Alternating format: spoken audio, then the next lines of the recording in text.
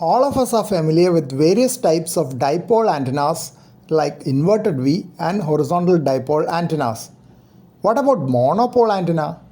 It is the original antenna invented by none other than Marconi way back in 1895.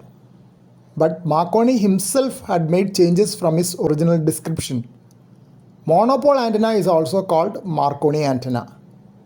Tall monopole antennas are used by broadcast stations where the tower is the radiating element connected to the transmitter and the ground plane is formed by a system of cables buried underground. Ham radio operators are familiar with two types of monopole antennas.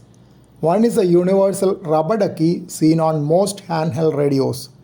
Rubber ducky is an electrically shortened antenna with a helical wire inside which gives a distributed inductance to cancel the capacitance of an electrically short antenna.